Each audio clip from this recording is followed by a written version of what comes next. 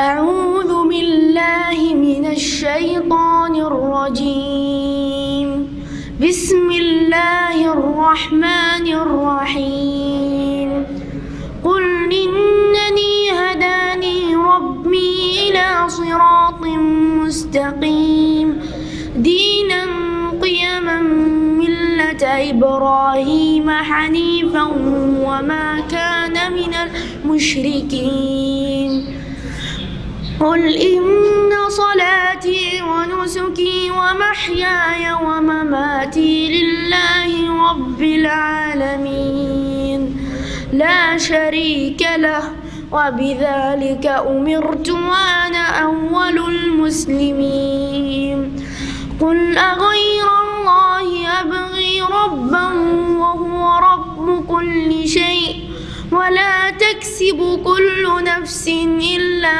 عليها ولا تزر وازرة وزر أخرى ثم إلى ربكم مرجعكم فينبئكم بما كنتم فيه تختلفون وهو الذي جعلكم خلائف الأرض ورفع بعضكم فوق بعض درجات ليبلوكم فيما آتاكم إن ربك سريع العقاب وإنه لغفور رحيم. السلام عليكم ورحمة الله وبركاته.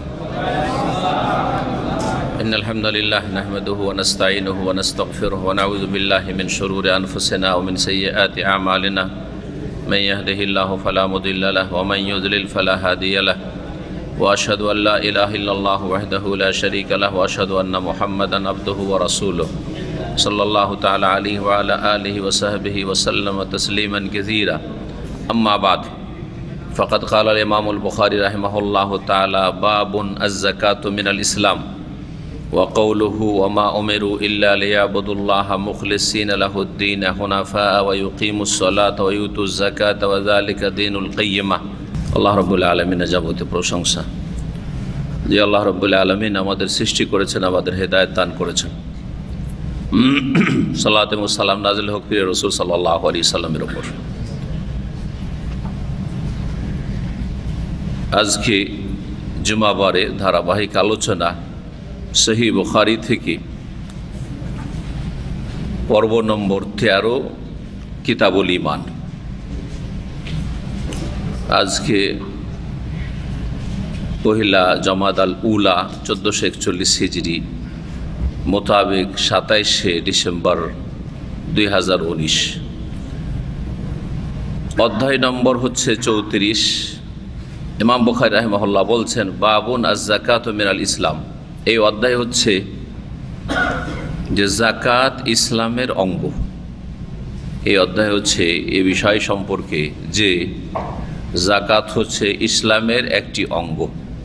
ইসলাম ঈমান একই জিনিস, যেটি হচ্ছে দিন, আর দিনের বা ঈমানের একটি অঙ্গ বা একটি অংশ হচ্ছে গুরুত্বপূর্ণ যাকাত। আর যাকাত হচ্ছে আর্থিক ইবাদত। তো আর্থিক ইবাদতও হচ্ছে ঈমান। সুতরাং আমল ঈমান থেকে ভিন্ন না বা ঈমানের বাইরের বিষয় নয়, এই কথা ইমাম বুখারী রাহিমাহুল্লাহ প্রমাণ করতে চাইছেন। ওয়া কওলুহু, মহান আল্লাহর বাণী, ওমা উমিরু ইল্লা লিয়াবুদুল্লাহ মুখলিসিনা লাহুদ্দিন হুনাফা ওয়া ইউকিমুস সালাতা ওয়া ইউতুজ যাকাতা ওয়া যালিকা দীনুল কাইয়্যিমাহ। তারা এছাড়া আর কোনো কিছুর আদিষ্ট হয়নি, একমাত্র এরই জন্য আদিষ্ট হয়েছে যে তারা আল্লাহর ইবাদত করবে। লিয়াবুদুল্লাহ, আল্লাহর ইবাদত করবে। তৌহিদের সাথে ইবাদত বন্দেগী করা হচ্ছে ইবাদত, আর তৌহিদবিহীন ইবাদত হচ্ছে শিরক। সুতরাং তৌহিদ ভিত্তিক ইবাদত বন্দেগী করলেই সেটি ইবাদত হবে। মানুষকে একমাত্র এই নির্দেশ দেওয়া হয়েছে যে এক আল্লাহর ইবাদত করবে, মুখলিসিনা লাহুদ্দিন, তার জন্য আল্লাহ রব্বুল আলামিনের জন্য দিনকে নিখুঁত নির্ভেজাল করে দিনকে নিবেদিত করবে একমাত্র আল্লাহর জন্য। হোনাফা একনিষ্ঠ হয়ে, আল্লাহ অভিমুখী হয়ে। হানিফের বহু বচন হচ্ছে হোনাফা। হানিফ আল্লাহ অভিমুখী বা যিনি একনিষ্ঠ, যিনি আল্লাহর দিকে ঝুঁকেন, অন্য কোনো দিকে ঝুঁকেন না, একে বলা হয় হানিফ, হোনাফা। আল্লাহ অভিমুখী হয়ে ইবাদত বন্দেগীকে, দিনকে আল্লাহর জন্য নির্ভেজাল নিখুঁত করে তার ইবাদত বন্দেগী করবে। ইবাদত বন্দেগী সার্বিক জীবনের নাম, তার মধ্যে বিশেষভাবে ওয়ায়ুকিমুস সলাতা, সালাত কায়েম করবে। এখান থেকে বোঝাতে চাইছেন যে কেউ যদি সালাত কায়েম না করে, 5 ওয়াক্ত সালাত না পড়ে, আর অন্য অন্য যাবতীয় ইবাদত বন্দেগী করে, তো সেই ব্যক্তি আল্লাহর ইবাদত করলো না। নামাজ ছাড়া কেউ আল্লাহর বান্দা হয় না। সালাত ছাড়া বেনামাজি যতই ভালো কাজ করুক না কেন, সে আল্লাহর ইবাদত গুজার নয়, আল্লাহর ইবাদত বন্দেগী করলো না। এই জন্য বিশেষভাবে সালাত এবং জাকাতের কথা উল্লেখ করা হয়েছে। সালাত আর জাকাত ছাড়া দিন প্রতিষ্ঠিত হয় না। সালাত এবং জাকাতই হচ্ছে মূলত দিন প্রতিষ্ঠা করা, দিন কায়েম করা, একামতে দিন। একামতে দিন মানে অন্য আর কিছু নাই, যেটা ভ্রান্ত কথা। ওয়ায়ুকিমুস সলাতা, সালাত কায়েম করবে। যদি ইবাদত বন্দেগী আল্লাহর করে তাহলে সালাত কায়েম করবে, আর তা হচ্ছে ফরজ সালাত 5 ওয়াক্ত 17 রাকাত। তাতে কম করার অধিকার নেই আর বেশি করার অধিকার নেই। ওয়ায়ুতু যাকাতা, যাকাত প্রদান করবে, যাকাত দেবে। যাকাত আর্থিক ইবাদত দিতে হবে, যা আল্লাহ বিভিন্ন সম্পদে ফরজ করেছেন। আর সালাত হচ্ছে শারীরিক, বাচনিক আর আন্তরিক ইবাদত। সালাত কায়েম করবে, যাকাত দেবে। ওয়া যালিকা দীনুল কাইয়্যিমা, আর এটি হচ্ছে দিন কায়েম করা। এটাই হচ্ছে দিন কায়েম করা, এটি হচ্ছে প্রতিষ্ঠিত দিন। যার 5 ওয়াক্ত সালাত আছে তার দিন কায়েম আছে তার জীবনে। যেই ব্যক্তির সম্পদ আছে আর যাকাত দিচ্ছে, সেই ব্যক্তি তার দিন কায়েম করছে। এতটুকু ক্ষমতা প্রত্যেকের আছে। আপনার পয়সায় আপনি যাকাত দেবেন, কেউ আপনাকে বাধা দিতে পারবে না। আপনি আপনার অন্তর থেকে সালাত আদায় করবেন খুশুর সাথে। আপনার বাচনিক ইবাদতগুলি, যেই দোয়া, সূরা, কথা, ইবাদত বন্দেগী রয়েছে সালাতের মধ্যে, তা আপনি আদায় করবেন। যেই কাজগুলি সালাতের মধ্যে রয়েছে, কিয়াম, রুকু, সুজুদ, কাদা, জলসা, বৈঠক, এগুলি করবেন, কেউ বাধা দিচ্ছে? সারা পৃথিবীতে কোনো কাফেরও সালাত আদায় করতে বাধা দেয় না মুসলিমদেরকে।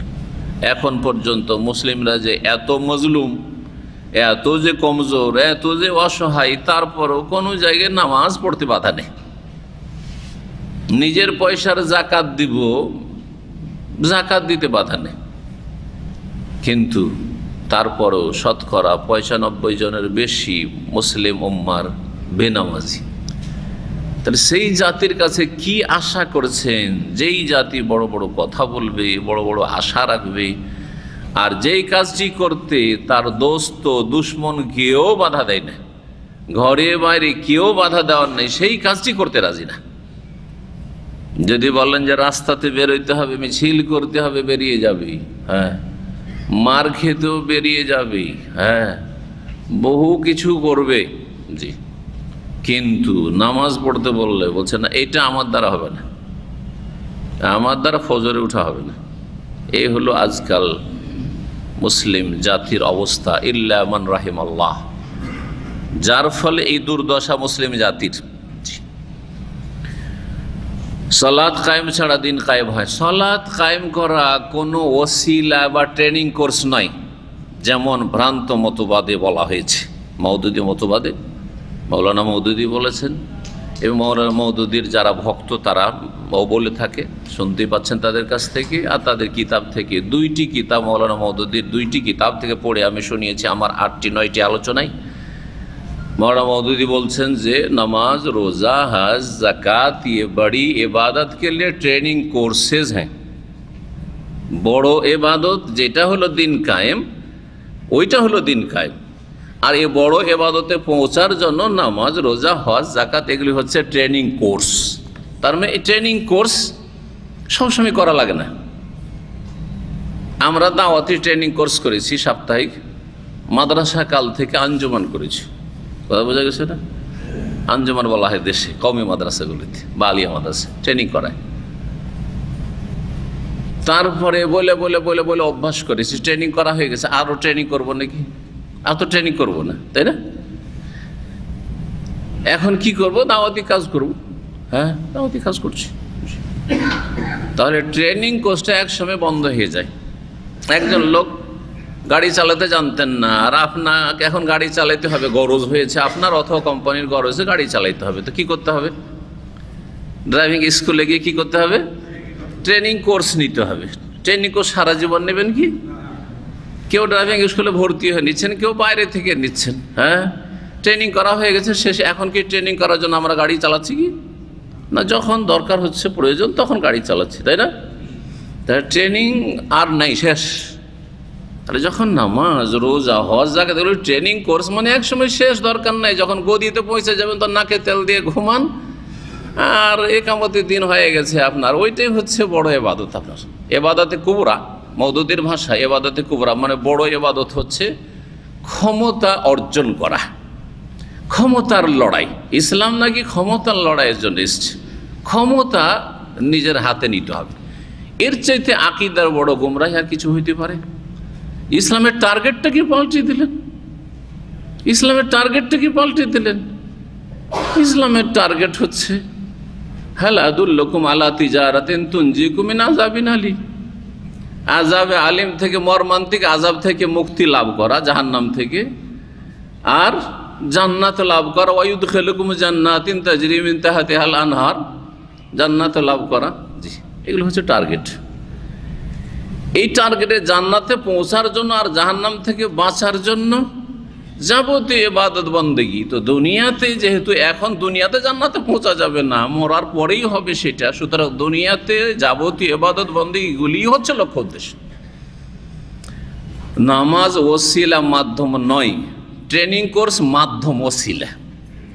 জি, নামাজ ওসিলা, মাধ্যম নয়। নামাজটাই হচ্ছে লক্ষ্য উদ্দেশ্য আমার জীবনের। তাওহীদের পরে লা ইলাহা ইল্লাল্লাহর পরে বরং লা ইলাহা ইল্লাল্লাহর বাস্তবায়ন হচ্ছে নামাজ। মুখ্য উদ্দেশ্য আমার লাইফের, আপনার লাইফের, একজন মুসলিম 5 ওয়াক্ত সালাত, যাকাত দেওয়া, সিয়াম পালন করা, হজ করা, যত ইবাদত বন্দি করে সবগুলি আপনার আমার জীবনের লক্ষ্য উদ্দেশ্য। এগুলি হচ্ছে সবগুলি দিন কায়েম করা। আর নামাজ ছাড়া দিন কায়েমই হইতে পারে না। ওয়াযালিকা দীনুল কাইয়্যিমা। সুতরাং মানুষের হইচইয়ে গোমরা হবেন না, কোরআন এবং হাদিস দিয়ে হক না হককে যাচাই করার চেষ্টা করবেন।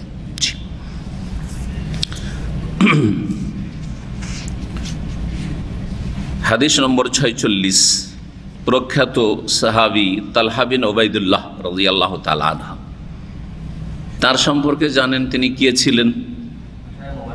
আশারা মুবাশশারার একজন। আশারা মুবাশশারা মানে 10 জন এমন সাহাবী যাদেরকে মুবাশশারা মানে সুসংবাদ দেওয়া হয়েছে, সুসংবাদ প্রাপ্ত বিল জান্নাহ। আসলে ছিল আল আশারাতুল মুবাশশারুনা বিল জান্নাহ বা মুবাশশারাতু বিল জান্নাহ। 10 জন এমন ব্যক্তিত্ব, এমন সাহাবী যাদেরকে একই হাদিসে জান্নাতের সুসংবাদ দেওয়া হয়েছে। একই হাদিসে কথাটি লাগালাম, কারণ শুধু 10 জন সাহাবীকে জান্নাতের সুসংবাদ দেওয়া হয়নি, সমস্ত সাহাবীকে জান্নাতের সুসংবাদ দেওয়া হয়েছে। রাদিয়াল্লাহু আনহুম ওয়া রাদু আনহু, মুহাজির আনসার উল্লেখ করেনি, তো কোরআনই তো বলা হয়েছে। তাহলে আশরা মুবাশশারা যদি বলেন 10 জন এমন সাহাবী যাদেরকে জান্নাতের সুসংবাদ দেওয়া হয়েছে, তাহলে আপনার এই তথ্য ভুল না? বুঝতে পারছেন কথার পার্থক্যটা? তারপরে বদরে 313 জন, তাদেরকে বলা হয়নি এ মালু মা শাইতুম কাদ গাফারতু লাকুম, তোমরা এখন যা করো করো, তোমাদের মাফ করে দিলাম, জান্নাত অবধারিত। জি, নবী সাল্লাল্লাহু আলাইহি ওয়াসাল্লাম এই কথা বলেনি 1400 সাহাবী, তো 313। তারপরে বায়াতে রিজওয়ানে, হুদাইবিয়ার সন্ধির সময় 1400 সাহাবী, তাদেরকে বলেননি যে যারা বায়াতে রিজওয়ানে এখানে শামিল হয়েছে তাদেরকে জাহান্নাম স্পর্শ করবে না? জি হ্যাঁ, কোরআন তাদেরকে সম্পর্ক লাকাদ রাদিয়াল্লাহু আনিল মুমিনিন ইয ইউবায়ুনাকা তাহতাশ শাজারা ফাআলিমা মা ফি কুলুবিহিম, আল্লাহ তাদের অন্তর জেনে নিয়েছেন যে এরা কোনোদিন ফিরবে না, কোনোদিন খারাপ হবে না, কোনোদিন মুরতাদ হবে না, কোনোদিন পাপে জড়াবে না। আল্লাহ ওদের ওপর এই জন্য রাজি হয়েছে, এই ঘোষণাই করে দিচ্ছেন। তাহলে তো সবাই জান্নাতি। এই করতে করতে আলোচনা করে দেখা যাবে ওয়াসাবিকুনাল আউয়ালুনা মিনাল মুহাজিরিনা ওয়াল আনসার ওয়াল্লাযিনা তাবাউ বিইহসানি রাদিয়াল্লাহু আনহুম ওয়া রাদু আনহু। আরও দেখেন, যারা আগে ইসলাম গ্রহণ করেছে, পরে করেছে, সবার কথা বলার পরে, হ্যাঁ, মক্কা বিজয়ের আগে, এমনকি পরে, নবী সাল্লাল্লাহু আলাইহি ওয়াসাল্লামের শেষ জীবনে যারা ইসলাম গ্রহণ করেছে তাদের কথা উল্লেখ করার পরে সূরা হাদীদ আল্লাহ বলছেন ওয়া কুল্লাম ওয়াদাল্লাহুল হুসনা, প্রত্যেকের সাথে আল্লাহ আল হোসনা, জান্নাতের ওয়াদা করেছেন। আল হোসনা মানে জান্নাত, আল হোসনা মানে জান্নাত। কোরআনে কারিমে 2টি আয়াতে আল হোসনা জান্নাত বলা হয়েছে। এই একটি আয়াত ওয়াকুল্লাম ওয়াদাল্লাহুল হোসনা, প্রত্যেক সাহাবীর সাথে আল্লাহ জান্নাতের ওয়াদা করেছেন। তাহলে সবাই তো জান্নাতি। তা শুধু আশরা মুবাশশারা মানে 10 জন সাহাবী সুসংবাদ প্রাপ্ত বললে ভুল কথা হবে। এজন্য কি বলবেন? 10 জন এমন সাহাবী যাদেরকে একটি হাদিসের নাম ধরে জান্নাতি বলা হয়েছে, একটি হাদিসে। কিন্তু এছাড়াও সমস্ত সাহাবায়ে কেরামগণ, মুহাজির আনসার, তারা জান্নাতি ইনশাআল্লাহ। জি, কোরআনের সার্টিফিকেট দিয়েছে, হাদিসের সার্টিফিকেট রয়েছে। একটি আয়াত তো এটা হুসনা মানে জান্নাত, আর একটি আয়াত রয়েছে সূরা ইউনূস, লিল্লাযিনা আহসানুল হুসনা ওয়া জিয়াদা, যারা ইহসান করবে, যারা সদাচরণ করবে, যারা নিষ্ঠাবান হবে, সৎকর্মশীল হবে। এহসান সম্পর্কে ধারাবাহিক আমার কয়েকটা আলোচনা হয়েছে, আরও বাকি আছে 2-3টা আলোচনা, 4টা অলরেডি হয়েছে। লিল্লাযিনা আহসানু, যারা ইহসান করতে পারবে, ইহসান মা আল্লাহ আর ইহসান মা আল খালক, আল্লাহর সাথে, আল্লাহর সৃষ্টির সাথে যারা ইহসান করবে, লিল্লাযিনা আহসানুল হুসনা, তাদের জন্য আল হুসনা রয়েছে, মানে জান্নাত রয়েছে। শুধু তাই না, আল্লাহ বলছেন ওয়া জিয়াদা, আর বোনাস রয়েছে, ফাও। ছোটকালে তো ফাও বলেছেন, এখন তো ইংলিশ শিখে নিয়েছেন, তাই না? এখন বোনাস, ওই জন্য ইংলিশটা আজকালকার ভাষাটা বললাম আর ছোটকালকার ভাষা বললাম, তাই না? আসলে চাইতে ফাওটা বেশি মজা লাগে, লাগে না? জি, খেজুর কিনছেন এখানে, দূরের ছোটকালকার সবজি কিনা বাদ দেন, খেজুর এখন আমরা কিনতে যাই বা কাজু কিনতে যাই, যাওয়ার পরে কিন্তু 2টা করে খেতে থাকে, দিতে থাকে, খেতে থাকে, দিতে থাকে, খেতে থাকে। দেখেছেন না? যে কোনো খেজুর মার্কেটে যান আপনি, তো এই যে 1 কিলো 2 কিলো 5 কিলো কিনলেন, ওতে কিন্তু মজা লাগে না, কারণ পয়সা দিতে হয়েছে। কিন্তু যতটি খেয়ে দিয়ে বেরোলেন ওইটি খুব স্বাদ লাগলো। গাহুয়া দিয়ে দিচ্ছে খেজুরের দোকানে, খেজুর খেতে দিচ্ছে, দামি দামি খেজুর। আপনি সস্তা খেজুর কিনলেন আর আজওয়া খাইয়ে দিল আপনাকে।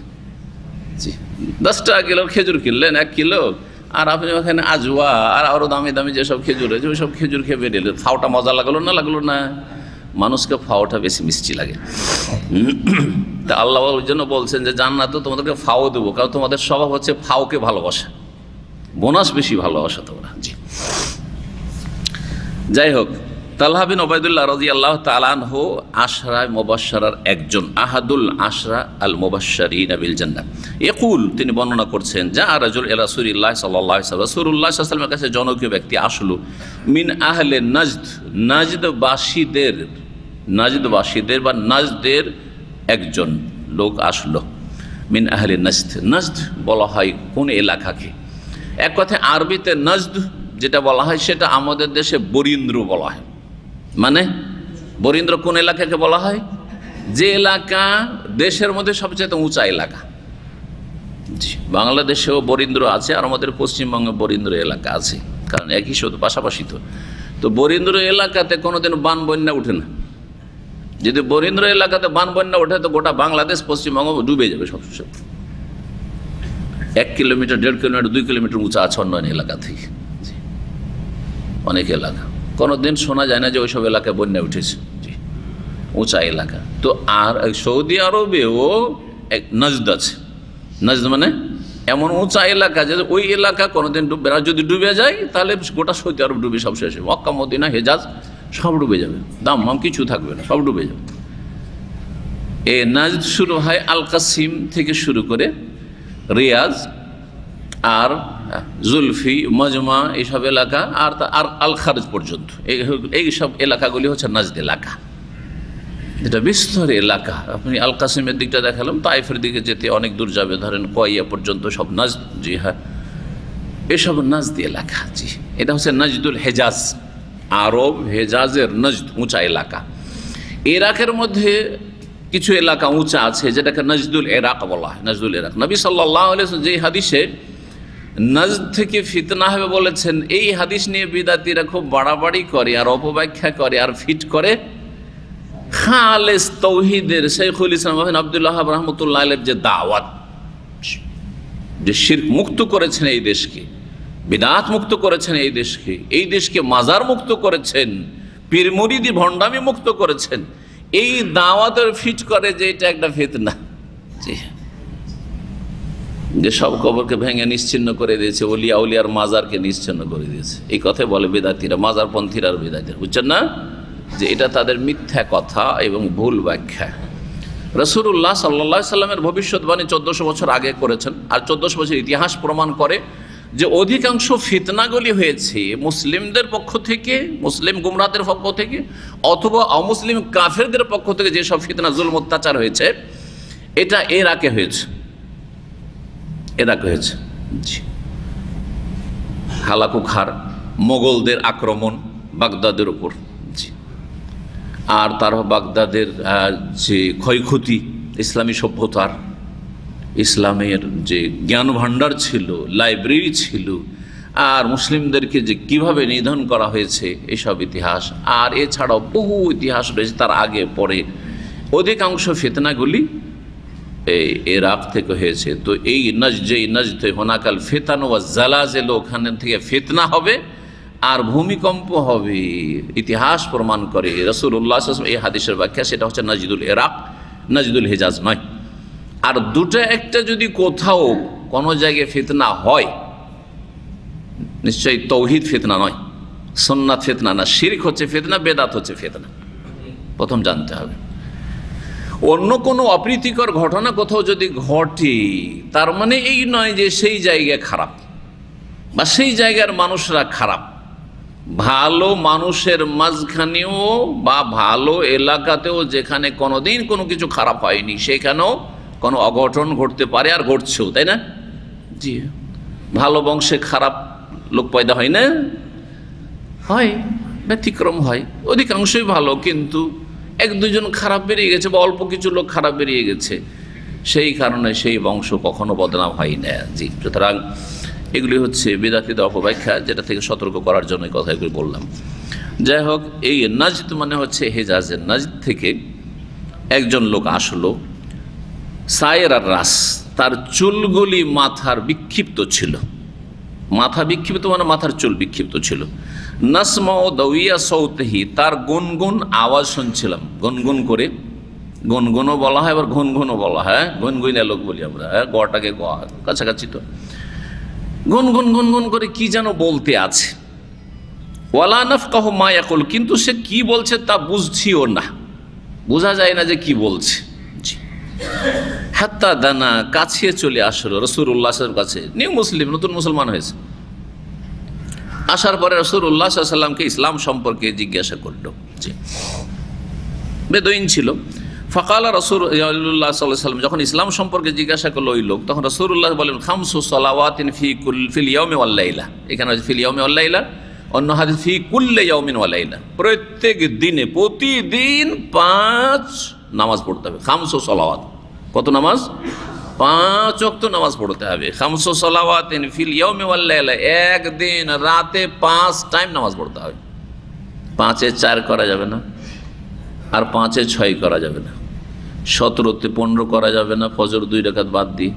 আর কেউ যদি বলে যে আমি কি করব, উমরি কাজা করব, সুতরাং ডেলি ফজরের সময় ডবল ফজর, জোহরের সময় ডবল জোহর করে না বেদাতীরা, ওটাও করা যাবে না। 5 টাইম নামাজ পড়তে হবে, 17 রাকাত ফরজ পড়তে হবে। হাদিসের শেষটা এর প্রমাণ, ওয়াল্লাহি লা আযীদু আলা হাযা ওয়ালা আনকুস, এর কমও করব না বেশিও করব না। এটা ফরজের ক্ষেত্রে এই হাদিসের সঠিক ব্যাখ্যা হচ্ছে যে এই সাহাবী অঙ্গীকারও করে গেছিলেন, বলেছিলেন যে আমাকে যা ফরজ বলে দেওয়া হলো যে 5 ওয়াক্ত নামাজ পড়তে হবে, 5-এ 4 ওয়াক্ত করব না, আর 17 রাকাতে কমও করব না বেশিও করব না, ফরজে কম বেশি করবো না, ফরজে কম বেশি করার কারো অধিকার নেই। যে কোনো ফরজ হোক না কেন, সে সলাতের ফরজ হোক, নামাজ হোক, অথবা রোজার ফরজ হোক। কেউ যদি বলে আমি একদিন আগে রোজা শুরু করে দেবো, গুনাহগার না? নবী সাল্লাল্লাহু আলাইহি ওয়াসাল্লাম নাফরমান হাদিস আছে, ফাকাদ আসা আল কাসম। কেউ যদি বলে সবাই রোজা ছেড়ে দিন, রোজা রাখবো, গুনাহগার না? নাফরমান, সে বিদআতি, বিদআতি। কেউ যদি বলে আমি 32টা রোজা রাখবো, বিদআতি। বেশিও করা যাবে না, কমও করা যাবে। এর নাম হচ্ছে আনুগত্য। আর আনুগত্য হচ্ছে দিন। দিন মানে আনুগত্য। দিনের একটি শাব্দিক অর্থ হচ্ছে আর দিন মানে তাআ। দিন ইসলাম পালন হবে না আনুগত্য ছাড়া। আল্লাহর আনুগত্য, রাসূলুল্লাহর আনুগত্য সাল্লাল্লাহু আলাইহি ওয়াসাল্লাম, আর যার আনুগত্য আল্লাহ করতে বলেছেন যতটা করতে বলেছেন। আল্লাহ এবং রাসূল আনুগত্যের পরে বাকি আনুগত্যগুলি হচ্ছে শর্ত সাপেক্ষ। তারা যদি আল্লাহ এবং রসুলের আনুগত্য করে তাহলে ততক্ষণ আনুগত্য, যখন আল্লাহ রসুলের তারা নাফরমানি করবে তখন তা আনুগত্য নেই। সহজ কথা। সুতরাং রাষ্ট্রীয় আইনের আনুগত্য করতে হবে যতক্ষণ ইসলামের আলোকে আইন ইসলাম বিরোধী নয়, জায়েজ, ঠিক আছে। বাপ মার আনুগত্য করতে হবে, কোম্পানির বসের কফিলের আনুগত্য করতে হবে, মালিকের ম্যানেজারের ফোরম্যান সবাই আনুগত্য করতে হবে যতক্ষণ পর্যন্ত বৈধ কথা বলছে, বৈধ কাজ করতে বলছে। অবৈধ কাজ করতে বলছে সরি, পারছি না, রাখো রাখো, না না রাখো। যদি পারেন আল্লাহর ভরসা রাখতে, যে আল্লাহ রাজ্জাক, তো এইটাই হচ্ছে ইসলাম। জি।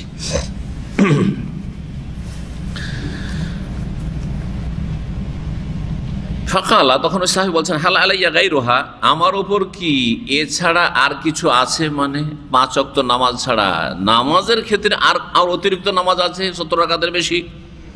কাল আল্লাহ, না এর বেশি নেই, মানে এর বেশি ফরজ নেই। এর বেশি নেই মানে এর বেশি সুন্নত আছে, বেতর আছে। ইল্লাম তাতাওয়া, তবে তুমি যদি নফল হিসাবে করো, তাতাওয়া মানে নফল, নফল হিসাবে, তাহলে বোঝা গেল যে নফল মানে আমাদের দেশীয় নফল নয়। কোরআন হাদিসে নফল ভাষাটি হচ্ছে অত্যন্ত ফরজের অতিরিক্ত যা তাই নফল। ফরজ নয় তাতাওয়া, ফরজ নয় ওর নাম নফল। সেই নফলটা বেতর হইতে পারে যারা সুন্নাতে মুআক্কাদা, ফজরের সুন্নাত হতে পারে সুন্নাতে মুআক্কাদা, তাহিয়াতুল মসজিদ হতে পারে সুন্নাতে মুআক্কাদা, অথবা বাকি সুন্নতগুলি দৈনিক হতে পারে সুন্নাতে রাতে, বা এইভাবে।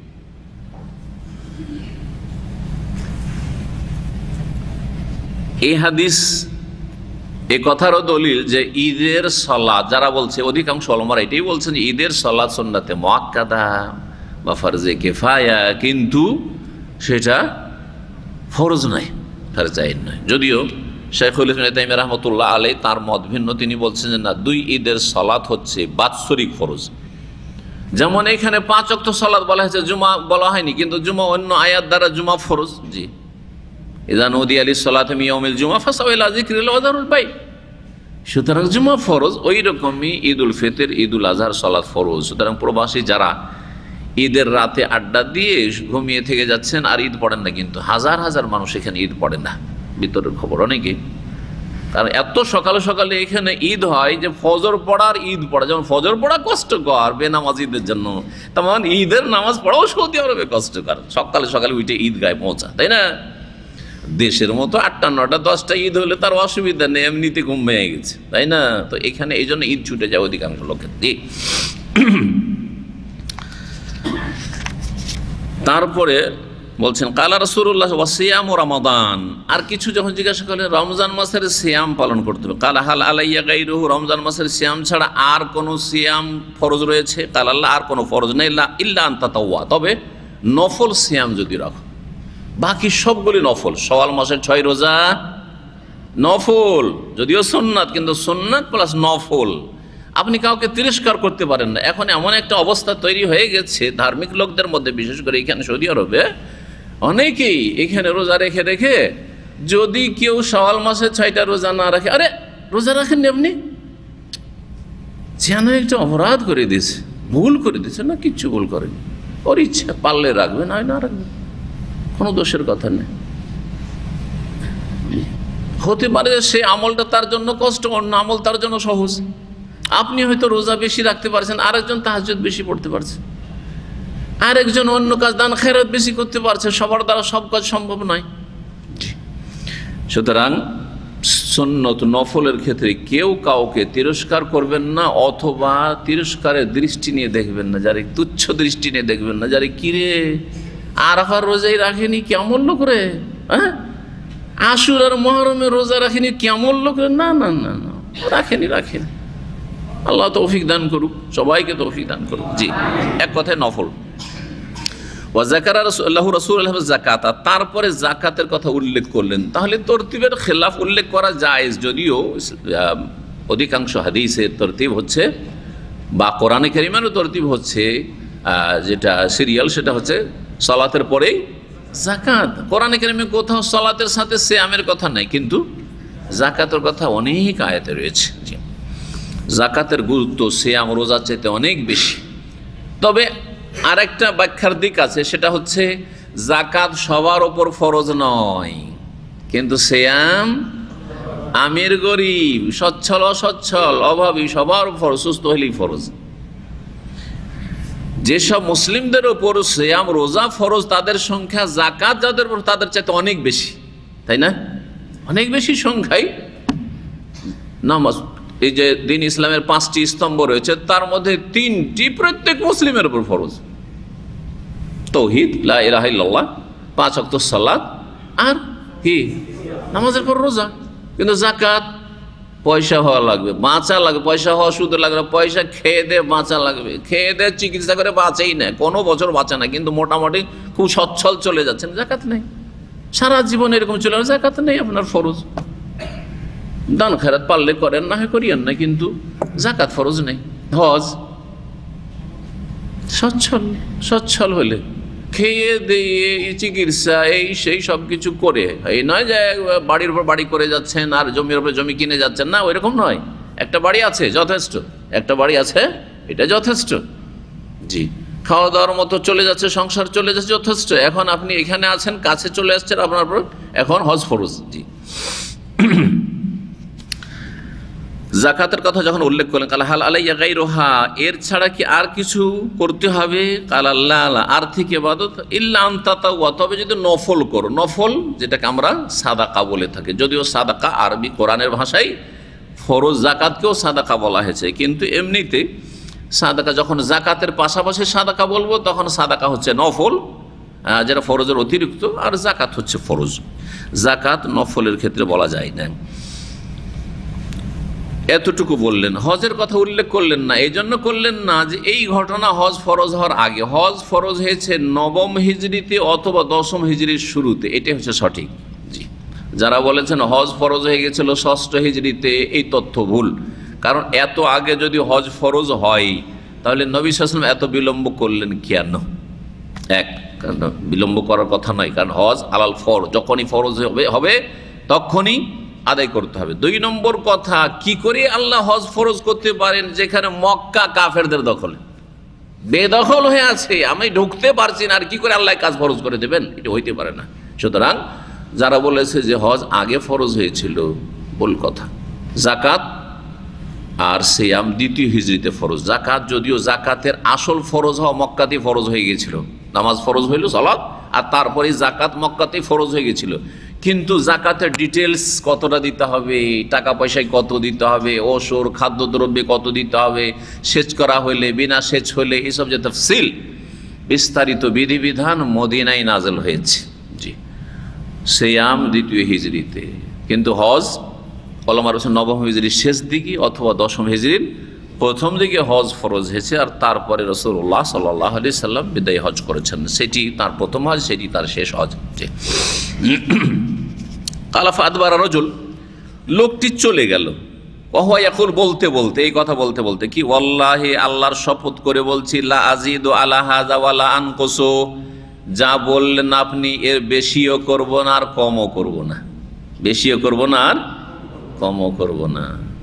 এই হাদিসের ব্যাখ্যা যদি কেউ বুঝে যে আমি বেশিও করব না মানে বেতরও পড়ব না, সুন্নাতে রাতে বাও পড়বো না, ফজরের সুন্নাত পড়বো, জীবনও না, শুধু 17 রাকাত, এটা বলেছে। কেউ কেউ বলেছে এইটা কারণ এতটুকু হইলে কমপক্ষে নাজাত পেয়ে যাবে। 100 মার্কের মধ্যে, আমি নিজের ভাষায় বুঝাই, স্কুল মাদ্রাসার মার্কসের ভাষায়, সেটা হচ্ছে যে যেখানে যতটাতে পাস আমরা ছোটকালে 33-এ পাস দেখতাম, এখন মনে হয় একটু বেশি হয়েছে নাকি? কোনো জায়গায় বেশি হয়েছে, 40-এ পাস, অনেক জায়গায় কিন্তু 40-এ পাস। জি হ্যাঁ। সৌদি আরবে জানেন কততে পাস হয়? হ্যাঁ না, 60-এ পাস। সৌদি আরবে 60-এ পাস, 60 না হলে ফেল। জি, এই জন্য সৌদি আরবে একটু নাম্বারও বেশি দেয়। আর আমাদের দেশের যারা শিক্ষক বা এক্সামিনার পরীক্ষা নিয়ে থাকে তারা কেমন জানেন, মাদ্রাসার হোক আর স্কুলের হোক, এরা চরম কৃপণ নাম্বার দিত। 100-তে 100 অ্যান্সার করেছেন, আর ও লিখা আছে যে ফুল মার্ক 100, কিন্তু ও খাতা যাচাই করে কত দিয়ে জানেন? ও 80 না হয় 75 দিয়ে যাচাই করে। 100 উত্তর দিল 75 দিবে আপনাকে। আমরা লেখাপড়া করেছি সেজন্য বুঝি না। দেশে একটা দুটা সাবজেক্টে 100 নিয়ে আসা বড়ই মুশকিল। 100-তে 100 নিয়ে মাদ্রাসায় পড়েও, স্কুলে তো প্রশ্নে ওঠে না যে 100-তে 100 কাউকে দিবে, মাদ্রাসায় পড়েও। কিন্তু সেই ছাত্র মদিনা ইউনিভার্সিটি এসে 8টা 10টা প্রায় 12টা 13টা সাবজেক্টের মধ্যে 7টা 8টা 10টা সাবজেক্টে 199 199 199 এরকম নাম্বার।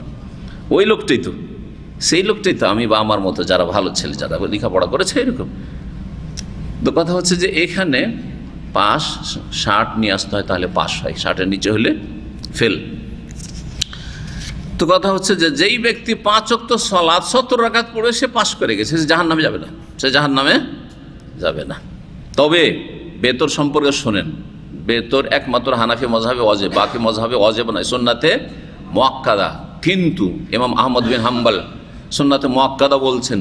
তারপরে বলছেন কেউ যদি বেতর না পড়ে ফাইন্নাহু রাজুলু সুইন, তাহলে সে খারাপ মানুষ।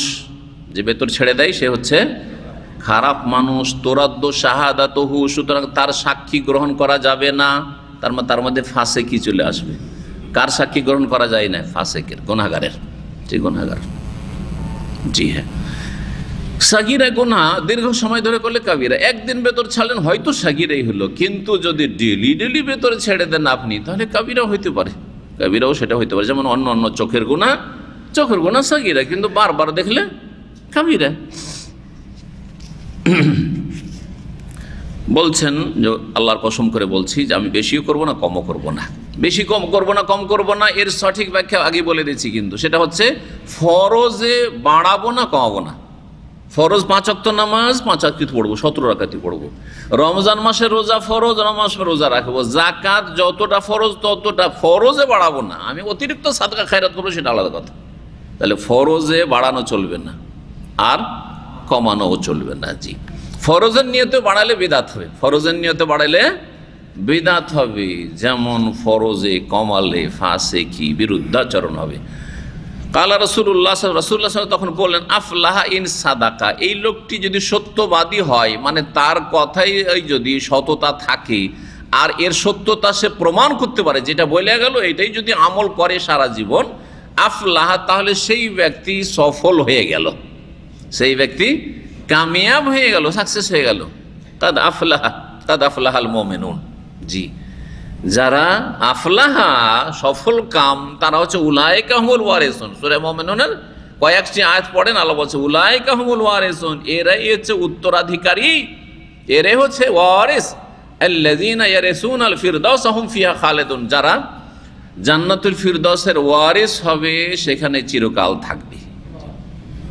সুতরাং নবী সাল্লাল্লাহু আলাইহি ওয়াসাল্লাম নাজাতের জন্য হালকা ইবাদত বলেছেন। 5 ওয়াক্ত নামাজ শুধু ফরজটা আদায় করেন, কমপক্ষে এতেই জান্নাত পেয়ে যাবেন ইনশাআল্লাহ। কিন্তু জান্নাতে একেবারে নিম্ন স্তরে না থেকে ওপরে যাওয়ার চেষ্টা করলে, যেগুলো সুন্নত মুস্তাহাব রয়েছে, নওয়াফল রয়েছে, বেশি করে, যে যত বেশি নফল ইবাদত বন্দি করবে তত বেশি তার ওপরে মর্যাদা বা দারাজাত বাড়বে। সুতরাং ফরজ সালাতের পরে সবচাইতে উত্তম সালাত হচ্ছে বেতরের সাথে তাহাজ্জুদের সালাত। সুন্নতের রাতে বা 10 রাকাত বা 12 রাকাত দিনে আদায় করা। তারপরে সালাতুদ দোহা, এতটুকু সালাত। হ্যাঁ, মোটামুটি এই সালাতগুলি সব মিলালে 40 রাকাতের বেশি হয়ে যায়, 40 রাকাতের বেশি হয়ে যায়। আর তারপরে বাকি অতিরিক্ত নামাজ যদি আপনি পড়েন কোনো দোষের কথা নয়। জি, তাহিয়াতুল উজু যখন যখন উজু করলেন পড়লেন, অসুবিধা নেই। জি, তারপরে অধ্যায় নম্বর 35 বলছেন বাবুন ইত্তিবাউল জানাইজ মিনাল ঈমান, জানাজার অনুসরণ করা বা জানাজায় শরীক হওয়া হচ্ছে ঈমানের অঙ্গ। জানাজায় শরীক হলেন আপনার একটা আমল, ফরজে কিফায়া, অনেক সময় সুন্নাত, মেলা লোক গেছে তো আপনার যাওয়াটা সুন্নাত। জি, ফরজও নাই, কারণ আরও 10 জন যদি আমরা না যাই তাও অসুবিধা নেই, মেলা লোক যাচ্ছে। সুন্নত অথবা ফরজে কিফায়া আদায় করা একটা আমল, সেটাও হচ্ছে ঈমানের একটা অঙ্গ। তার মানে আমল ঈমানেরই অন্তর্ভুক্ত, শুধু ঈমান বিশ্বাসের নাম নয়। আবু হুরায়রা রাদিয়াল্লাহু তাআলা আনহু থেকে বর্ণিত, রাসূলুল্লাহ সাল্লাল্লাহু আলাইহি ওয়াসাল্লাম বলেন, মান ইত্তাবা জানাজাতা মুসলিমিন, কেউ যদি কোনো মুসলিমের জানাজার অনুসরণ করে তাহলে মুসলিমের জানাজায় হাজির হইতে হবে, কাফেরের জানাজায় উপস্থিত হওয়া জায়েজ নয়। বড় বড় নেতারা কাফেরদের যে জানাজায় হাজির হয়, জানাজা আরবি ভাষা, যেটাকে বাংলায় কিছু বলা হয়, ইংলিশে আরও কিছু বলা হয়, বলা হচ্ছে না? তো এইসব যে তাদের ওই সময় অন্তিম কি বলে এটাকে, অন্তিম কৃষ্টা নাকি এরকম কিছু একটা শব্দ আছে বাংলায়। জি, তো এতে যে হাজির হয়, যার পরে জ্বালাচ্ছে ইন্দুরা, ওখানে গিয়ে নেতা, মুসলিম নেতা হাজির, বলে এক মুসলিম নেতা যাওয়ার পরে ওই নেতাকে জ্বালিয়েছে আর তারপর নেত্রীকে জ্বালিয়েছে, ওর ছাইটাই মাথায় করে নিয়ে আসুক। আউযু বিল্লাহি মিনাশ শাইতানির রাজিম। অথবা খ্রিস্টান কোন নেতা মারা গেছে, তার ওই শেষ অন্তিম যে কার্যকলাপ রয়েছে তার বিদায়ের, সেখানে গিয়ে হাজির হয়, এগুলি হারাম, এগুলি কাবিরা গুনাহ। মুসলিমের জানাজায় হাজির হইতে হবে ঈমানান, আল্লাহর প্রতি ঈমানের সাথে, ওয়াহতিসাবান, এবং আল্লাহর কাছে নেকির আশায়। কি জন্য হাজির হলো? আমার সাথে ওর খাতির আছে এই জন্য জানা যাচ্ছে, না না না, আল্লাহর প্রতি ঈমান রেখে আর নেকির আশাতে, নেকি পাবো সেই জন্য যাচ্ছি। ওয়াকানা মাহু, জানাজার সাথেই থাকলো, হাত্তা ইউসাল্লা আলাইহা, তার উপর জানাজার সালাত আদায় করা পর্যন্ত। ইউফরাগা মিন দাফানেহা, আর তার দাফন পর্যন্ত থাকলো, জানাজাও পড়লো, দাফনও শরীক হলো, দুটোই কাজ করলো। ফাইন্নু হিয়ার জমিয়াল আজরা বিকিরাতাইনে, তাহলে 2 কিরাত নেকি নিয়ে ফিরে আসবে, 2 কিরাত নেকি নিয়ে ফিরে আসবে। কিরাত কত বলছেন? কুল্লু কিরাতিন মিসলু উহুদিন, এক এক কিরাত এক এক ওহদ পাহাড়ের সমান। সুবহানাল্লাহ। তো জানাজায় হাজির হওয়াটা এত ছোট মনে করবেন না। জানাজায় হাজির হইলেই যদি 1 কিরাত মানে ওহদ পাহাড়ের সমান নেকি পান, তাহলে জোহরের নামাজে যদি হাজির হন, আসরে যদি হাজির হন, আর বিশেষ করে ফজরে যদি হাজির হন, গাফিলতির সময়, ঘুমের সময় যদি আপনি নামাজে হাজির হন, তাহলে কত পাহাড়ের সমান নেকি পাচ্ছেন আপনি। অনেকে কিন্তু এই কল্পনা করে না। ফজর নামাজ পড়ছে হয়তো, কিন্তু এই কল্পনা তার নেই, মনে হচ্ছে ফজর নামাজ পড়লাম, 10-20 নেকি, 50, 100, 1000 পেলাম, আর তাই না? জানাজা পড়ে যদি ওহদ পাহাড়ের সমান নেকি পাওয়া যায়, তো ফজরে কত ওহদ পাহাড়, কত হিমালয় পাহাড়ের মতো আল্লাহ নেকি দেবেন, এই আশায় রাখতে হবে আল্লাহর কাছে। এবং এটাই সত্য, কারণ আল্লাহর কাছে জানাজা নামাজ যেতে অনেক প্রিয় নামাজ হচ্ছে ফজরের নামাজ। জি, যত এইরকম গুরুত্ব দিয়ে পড়বেন তত বেশি আপনার ওই নামাজের হেফাজত হবে। কিন্তু যখন গুরুত্ব থাকবে না, একদিন পড়লেই কি হইলো আর না পড়লেই বাকি হলো, একদিন গেলেই বাকি হলো জামাতে, না গেলেই বাকি হলো, তখন আপনার নামাজের হেফাজত থাকবে না। কিন্তু যখন গুরুত্ব দেবেন, আজকে আমার ফজর ছুটে গেছে, মানে বিশাল হিমালয় পর্বতের মতো আমার নেকি ছুটে গেছে, আগামী তার ছাড়বেন না, তখন আপনি কত আমি বঞ্চিত আজকে, অত ভাগা। আল্লাহ যেন আমাদেরকে 5 ওয়াক্ত সালাত আদায়কারী বানিয়ে দেন, ফজরের নামাজের হেফাজতকারী বানিয়ে দেন। ওমান সাল্লাহ আলাইহা, কেউ যদি জানাজার নামাজ পড়ে, সুম্মা রাজা, ফিরে চলে আসলো, কাবলা আনতুদফানা, দাফনের আগে, হয়তো কাজকর্ম আছে অথবা যেতে পারলো না, যে ফাইন্নাহু ইয়ারজু বিকিরাতিন, সে 1 কিরাত নিয়ে ফিরবে। তাহলে 1 কিরাত হচ্ছে জানাজা পড়ার 1 ওহদ পাহাড়ের সমান, আর 1 ওহদ পাহাড়ের সমান হচ্ছে যদি দাফনের শরীক হন। তাহলে এই হচ্ছে নবী করিম সাল্লাল্লাহু আলাইহি সাল্লামের হাদিস। জি, 36 নম্বর অধ্যায়ে বাবু খাউফিল মুমিনি মিন আন ইয়াহবাতা আমালুহু ওয়া হুয়া লা ইয়াশুর। এই অধ্যায় হচ্ছে এই সম্পর্কে যে মুমিন ভয় করবে, আশঙ্কা করবে যে মিন আন ইয়াহবাতা আমালুহু ওয়া হুয়া লা ইয়াশুর, তার অজান্তে সে টের পাচ্ছে না আর তার আমল নষ্ট হয়ে না যায়। মুমিনের যেন সবসময় ভয় থাকে যে কখন যে আমল নষ্ট হয়ে যাচ্ছে, অথচ আমি টের পাচ্ছি না, বুঝতে পারছি না। সবসময় সজাগ থাকবে, সতর্ক থাকবে যে ব্যালেন্সটা করতে পেরেছি, যেই নেকিটা সঞ্চয় করতে পেরেছি, সেই নেকি যেন মাইনাস না হয়ে যায় বা নেকিগুলো নষ্ট না হয়ে যায়। নেকি কিসে নষ্ট হয়? সমস্ত নেকি নষ্ট হয় শিরকে লিপ্ত হলে। সুতরাং আপনার যদি আকীদায় শিরক থাকে তাহলে সমস্ত আমল ধ্বংস হয়ে যাবে। এত নামাজ পড়ছেন, এত রোজা রাখছেন, এত যাকাত দান খেরাত করছেন, আর এত হজ করছেন, উমরা করছেন, অনেক পয়সা লওয়ার আছেন, কিন্তু মাজারে বিশ্বাসী, পীর পূজায় বিশ্বাসী, গস কতুবে বিশ্বাসী, সুতরাং সমস্ত আমলগুলি ধ্বংস হয়ে যাচ্ছে আপনার। তাবিজে বিশ্বাসী, সেহের জাদুর সাথে জড়িত, জি জাদুর সাথে জড়িত, কাউকে জাদু করছেন বা কাউকে দিয়ে জাদু করাচ্ছেন ইত্যাদি অনেক আছে আমাদের দেশের লোকেরা। আকীদার ক্ষেত্রে জ্ঞানের শোচনীয়তার কারণে, আকীদার ক্ষেত্রে দুর্বল হওয়ার কারণে অনেক নেক আমলও করছে, আর শিরিক করে আমলগুলিকে নষ্ট করে দিচ্ছে। একজন মুমিন যেন সবসময় এই ভয়ে থাকে যে কখন আমলগুলি নষ্ট না হয়ে যায়। আনতাহবাতা আমালুকুম ওয়া আনতুম লা তাশউরুন, ওই সূরা হুজুরাতের এই আয়াত থেকে এই অধ্যায়টি নিয়েছেন ইমাম বুখারী রাহমাতুল্লাহ আলাইহি। বুঝতে পারলে না, বুঝলে তো না হয় এর তদারকি করা যায়, বুঝলে কারেকশন করা যায়, সংশোধন করা যায়, কিন্তু বুঝতে পারলেন, বুঝলাম সাবধান, না আমি নষ্ট হইতে দেব না, কিন্তু না বুঝে জানতেই পারলেন না, আমল নষ্ট হয়ে গেছে। বড় আশা করে গেছেন যে আমি অনেক হজ করেছি, কিন্তু হাসরের মাঠে হাজির হয়েছেন বড় আশা নিয়ে যে এত হজ করেছি, এত নামাজ পড়েছি, একদিনও নামাজ ছাড়িনি, তাহাজ্জুদ পড়েছি, জান্নাত পাবো, আশা নিয়ে গেছেন, আর হুকুম হয়েছে জাহান্নামের, হুকুম হয়ে গেছে জাহান্নামের। আল্লাহ এটা কি হলো? এত নামাজ পড়েছি, এত রোজা রেখেছি, এত ইবাদতবন্দি করেছি, দেখো তোমার আকীদায় শিরক ছিল কি না? হ্যাঁ ছিল।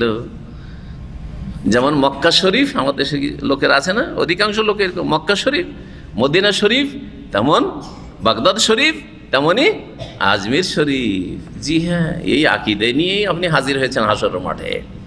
সুতরাং সব বরবাদ হয়ে গেছে, সব বরবাদ হয়ে গেছে। নামাজ পড়েছেন, জীবনেও নামাজ ছাড়েননি আপনি, আরে সুন্নত নামাজও ছাড়েননি, কিন্তু প্রত্যেকটি নামাজের জন্য নামাই তো পড়েছেন।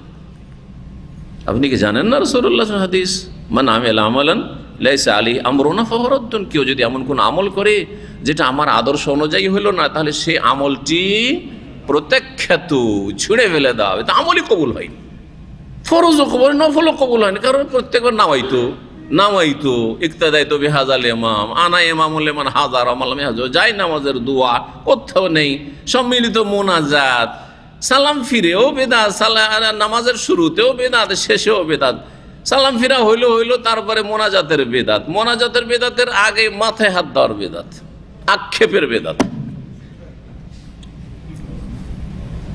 এটা এক নিউ মুসলিমের কাছ থেকে শিখা, একজন ইন্ডিয়ান নিউ মুসলিম হয়ে আবার দাওয়াতি কাজ করে, বক্তব্য করতো। এখানে আমাদের 2004-05 সালের দিকে মুসলমান হয়েছিল, তো বক্তব্য করে বেড়াতো মাশাআল্লাহ। ও মানে মুসলিমদের দাওয়াতের কাজ করবে, এইটা খুব আগ্রহী। কিছু লোক আছে নিউ মুসলিম হওয়ার পরে অমুসলিমদের দাওয়াতের কাজটাকে গুরুত্ব দেয়, যে আমি যেহেতু অমুসলিম ছিলাম তো অমুসলিমদেরকে দাওয়াত দিই। আবার কিছু আছে নিউ মুসলিম, ওর আগ্রহ না মুসলিমদের আমি সংশোধন করবো, তো এই লোকটি ওই টাইপের ছিল, মুসলিমদের মাঝে লেকচার দিয়ে বেড়াইতো, অমুসলিমদের দাওয়াতের চাইতে বেশি মুসলিমদের দাওয়াতের কাজ করতো। তো ওর কাছ থেকে এটা শিখে, মানে ছোটোর কাছ থেকেও অনেক কিছু শিখা যায়, কথা বলছেন না? তো একদিন কথায় বলছে যে সালাম ফেরার পরে মাথায় হাত দেয়। এখানে কেন হাত দেয় জানেন? এইটা কথা তো কোরআন হাদিসে কোথাও নেই, কোরআন হাদিসের কোনো ব্যাখ্যা তো নেই। তো ওর এটা ইজতিহাদ, ব্রেনে ঢুকেছে, ওর ব্রেনে, এক একজনের ব্রেনে এক একটা কথা ঢুকে যায়, একটা পয়েন্ট। তো বলছে কী জন্য?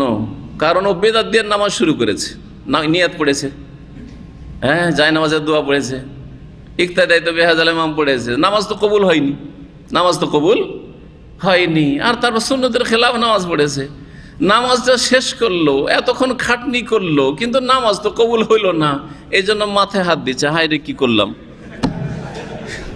কথা বুঝতে পারছেন না? হায় রে কি করলাম, নামাজ তো পড়লাম কিন্তু কিছু পেলাম না। এটা মাঝে মধ্যে আমি বলেছি, কিন্তু এত খুলে বলিনি যে কার কাছ থেকে এইটা তথ্য শিখেছি, নিউ মুসলিমের কাছ থেকে শেখা তথ্য। কথা বুঝতে পারছেন না? জি হ্যাঁ, আক্ষেপ, মানুষ আক্ষেপ করে তখন কি করে? মাথায় হাত দেয় না। স্বামী স্ত্রীতে ঝগড়া হয়েছে আর তালাক দিয়ে দিয়েছে, মাথায় হাত দিয়ে বসে আছে। পাগল 3 তালাক দিয়েছে, বেদাতি দিয়ে 3 তালাক দিয়ে মাথায় হাত দিয়ে বসে আছে, মাথায় হাত দেয় না, হায় কি করলাম। জি জি। তো বেদাত করলে যেই আমলে বেদাত হবে আমলটা নষ্ট হয়ে যাবে।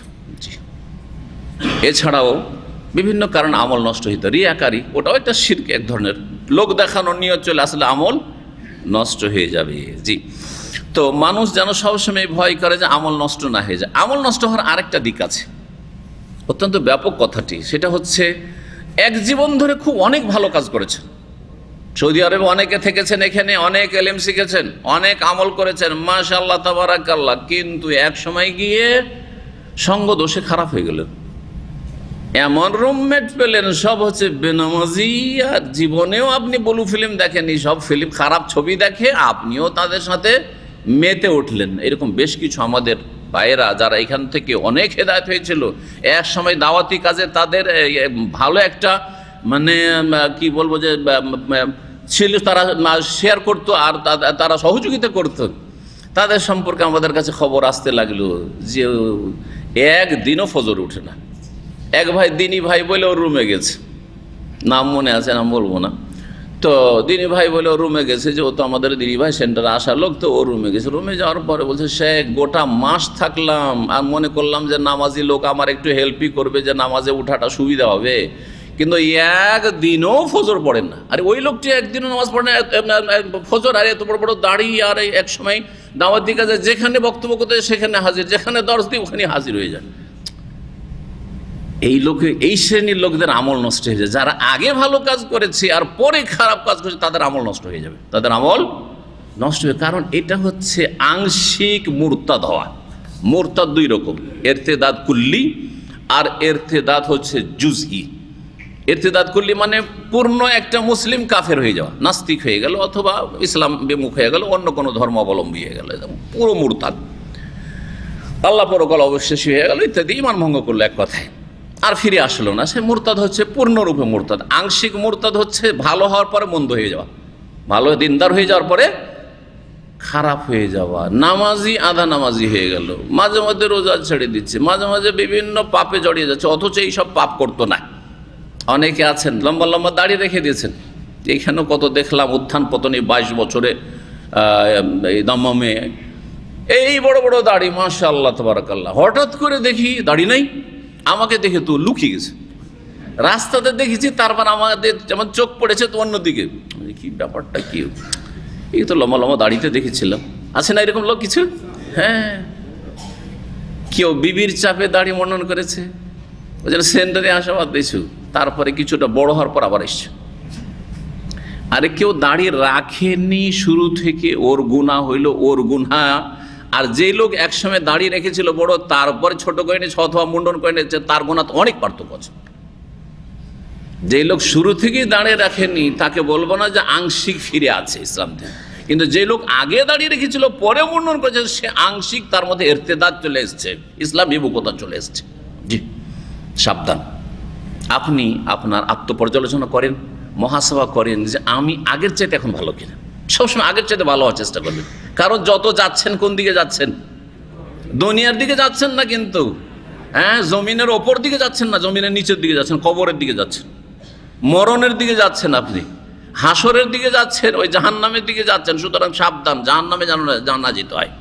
যত আমরা যাচ্ছি মরণের দিকে কাছে যাচ্ছি, কবরের দিকে পা বাড়াচ্ছি, কবরের দিকে পা বাড়াচ্ছি। যতই আপনি আশা করেন, কিন্তু আশা না, একবারে কবরের দিকে যাচ্ছি। কোন সময় যে কবরের হুকুম হয়ে যায়, কবরে যাওয়ার হুকুম হয়ে যায়, কিচ্ছু জানেন না। জি, ইমাম ইব্রাহিম তাইমি রহমতুল্লাহ আলাইহ, প্রখ্যাত তাবী, তিনি বলছেন, মা আরাজতু কওলি আলা আমালি ইল্লা খাশিতু আন আকুনা মুকাজ্জিবান।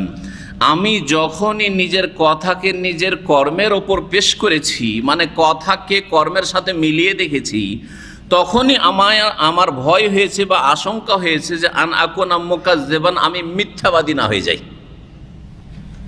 কি বুঝলেন? বুঝাইতে এই কথাই চেয়েছেন, মানুষের প্রত্যেকের, আমার আপনার সবারই প্রত্যেকের কিছু কর্ম আছে আর কিছু কথা আছে। এই যে আমি কথা বলছি, কত ভালো ভালো কথা, তাই না?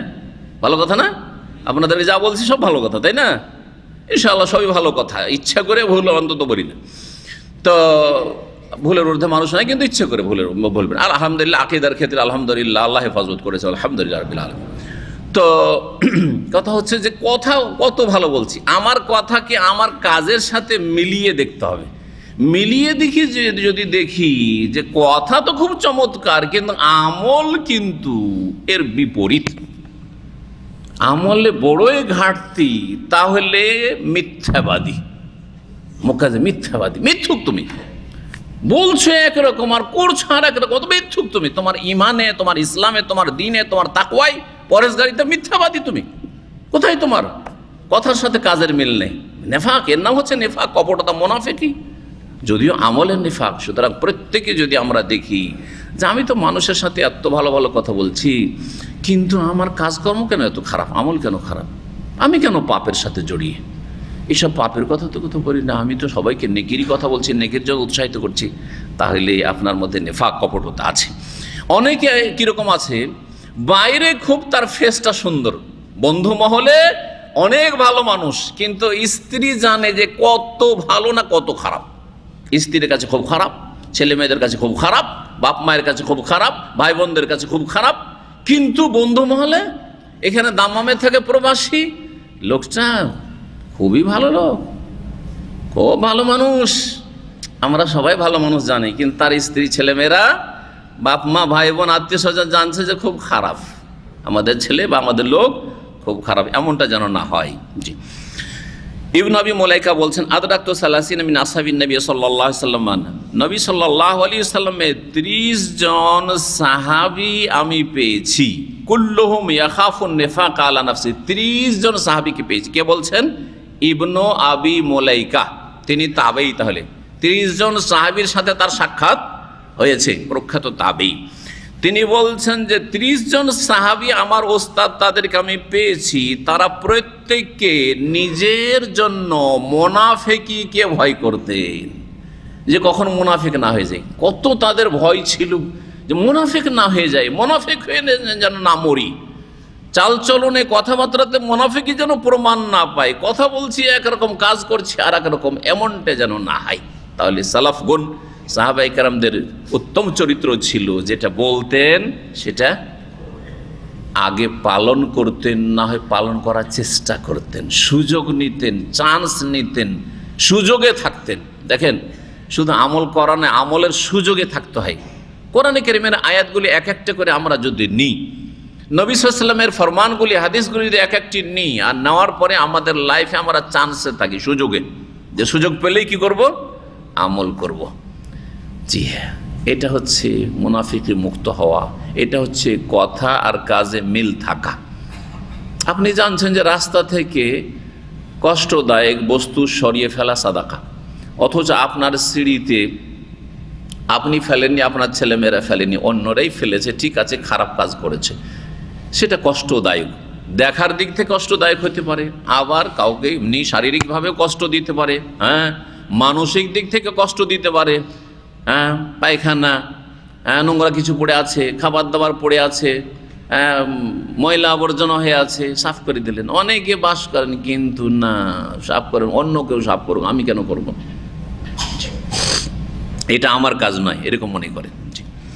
বরং আপনি নোংরা করছেন, রাস্তাঘাটকে নোংরা করছেন। ইসলাম জানার পরে এগুলো শিখাইতে হয়, এগুলো পশ্চিমারা পালন করছে, কাফেররা, কিন্তু আমরা করছি না।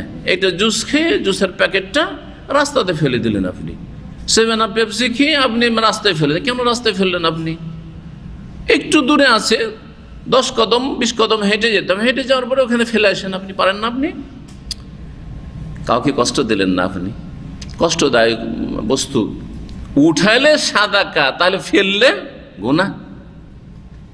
বোঝার চেষ্টা করবেন, যদি কষ্টদায়ক বস্তুকে রাস্তাঘাট থেকে সরান, সেটা যদি সব নেকির কাজ হয়, তাহলে তার বিপরীতটা কষ্টদায়ক বস্তু রাস্তাঘাটে ফেলা বা মানুষের কষ্টের কারণ হওয়া, এটা হচ্ছে গুনার কাজ, পাপের কাজ।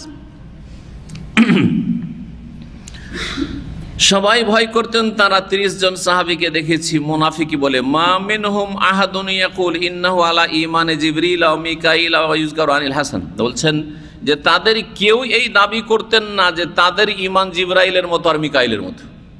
তারা বলতেন যে আমরা গুনাহগার, আমাদের ভুল হতে পারে, আমরা মানুষ। জি, কখনো কোনো আলেম বলবে না যে আমার কথাই ভুল হইতে পারে না, আমার কথা 1 ইঞ্চি এদিক ওদিক হবে না, এক সুই পরিমাণ এদিক ওদিক হবে না। এইসব কথা কোনো আলেমের কথা নয়, জাহেলেরও কথা না, আলেমেরও কথা নেই। এটা বলা উচিত হবে মোটেই না। আমি ভুল করতে পারি না, আমি ভুল বলতে পারি না, আমি যেটা বলছি সেটা ঠিক, এটা ভুল হতে পারে। আপনার ধারণায় আপনারটা ঠিক, কিন্তু হতে পারে এই ধারণা কিছুদিন পরে আপনার পাল্টে যেতে পারে, আপনি অনুতপ্ত হবেন যে আমি ভুলেছিলাম, ভুল ধারণা করেছি। ওয়ায়ুজকারু আনিল হাসান, হাসান বাসরি রহমতুল্লাহ আলাইহি, যে তাবেঈ, প্রখ্যাত তাবেঈ, তার থেকে বর্ণিত রয়েছে মা খাফাহু ইল্লা মুমিন ওয়ালা আমেনাহু ইল্লা মুনাফিক। জি, আমল নষ্ট হওয়ার ভয় যার থাকবে সে হচ্ছে সত্যিকার মুমিন, আর যেই ব্যক্তি আমল নষ্ট হওয়াকে ভয় করবে না, মুনাফিকি থেকে নির্ভীক থাকবে, কোনো ভয় নেই, মুনাফিক হইলাম না, শিরিক হয়ে গেল না, আমার দ্বারা গুনাহ হয়ে গেল, গুনাহকে যে ভয় করে না সে হচ্ছে মুনাফিক, গুনাহকে যে ভয় করে না সে হচ্ছে মুনাফিক, আর যে গুনাহকে ভয় করে সে হচ্ছে মুমিন। সবসময় পাপকে, গুনাহকে ভয় করতে হবে। ওমা ইউহজারু মিনাল ইসরারি আলা তাকাতুলি ওয়াল ইসয়ান মিন গায়রি তওবা, আর কোরআন এবং সুন্নাহ বা ইসলামে সতর্ক সাবধান করা হয়েছে আপোষের, কলহ, লড়াই এবং বিরুদ্ধাচরণের ওপর অটল থাকা হতে। মানুষের ঝগড়া হয়ে যেতে পারে, কিন্তু সবসময় ঝগড়া করতে থাকবো এটা হইতে পারে না। ঝগড়া হয়েছে সেই জন্য এর কোনো নিষ্পত্তি না, মীমাংসা নেই, এটা হইতে পারে না, এরকম যেন না হয়। নাফরমানি হয়ে গেছে কিন্তু তওবা করব না, না সাথে সাথে তওবা করব, সংশোধন করব। তো কোরআনে বা হাদিসে সতর্ক সাবধান করা হয়েছে যাতে কি না করে, ইসরার না করে, মানে অটল না থাকে, অবিচল না থাকে। কিসের ওপর? লড়াই ঝগড়া, কলহ দ্বন্দ্বের ওপর এবং বিরুদ্ধাচরণের ওপর, নাফরমানির ওপর, গুনাহের ওপর। মিন গায়রে তওবা, তওবা ছাড়া, বরং সাথে সাথে তওবা করে নেবে। সূরা আল ইমরানের আয়াত নম্বর 135 আল্লাহ বলছেন মুমিনদের ক্ষেত্রে যে মুমিনরা ভুল করতে পারে, কিন্তু ওয়ালাম ইউসিরু আলা মা ফালু, তাদের দ্বারা যে ভুলগুলি বা পাপগুলি হয়ে গেছে তার ওপর তারা অবিচল থাকে না। ওহম ইয়ালামুন, জেনে নিয়েছে যে আমার ভুল হয়ে গেছে, সাথে সাথে তওবা সংশোধন করি। এটাই হচ্ছে নেক লোক বা সৎকর্মশীল মুমিনদের চরিত্র, এরাই হচ্ছে জান্নাতি। আল্লাহ যেন আমাদেরকে এই পথেই থাকার তৌফিক দান করেন।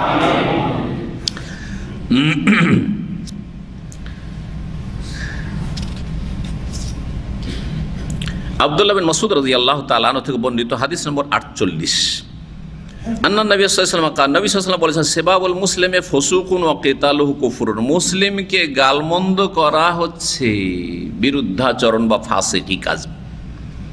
মুসলিমকে গালমন্দ করা হচ্ছে ফাসিকি কাজ, মানে পাপাচার, পাপ। যে কোনো মুসলিমকে, সাধারণ মুসলিমকে যদি গাল দেন, গুনাহগার মুসলিমকেও যদি গাল দেন, তো কি কাজ এটা?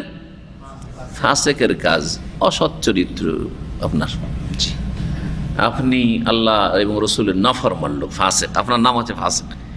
ওয়া কিতালুহু কুফরুন, এবং মুসলিমদের সাথে মারামারি করা, লড়াই করা হচ্ছে কুফরি কাজ। কাজটি কুফরি, কাফেরদের চরিত্র, কিন্তু শুধু লড়াই করলে কাফের হয় না যতক্ষণ পর্যন্ত সেই লড়াইকে হালাল না মনে করবে। এটা শুনে রাখেন। এই হাদিসের অর্থ হচ্ছে, কয়েকটি অর্থ করা হয়েছে, তার মধ্যে একটি প্রসিদ্ধ অর্থ হচ্ছে কেউ যদি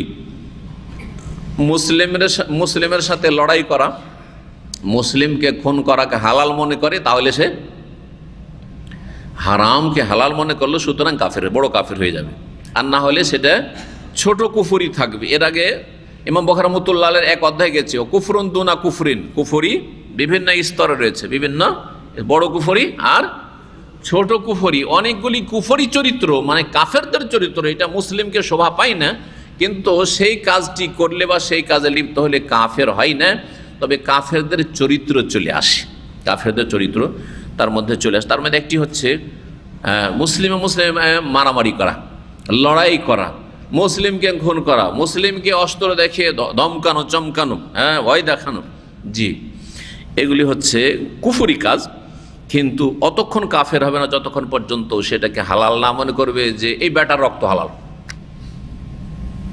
একে মেরে দিলে আমার কিছু হবে না, একে মারা আমার জন্য জায়েজ, তাহলে সেই ব্যক্তি কোরআনকে অস্বীকার করলো, সুতরাং সে কাফের হয়ে যাবে। আরেকটি অর্থ হচ্ছে যে সেটা ছোট কুফরি, বড় কুফরি নয়, যেমন বললাম।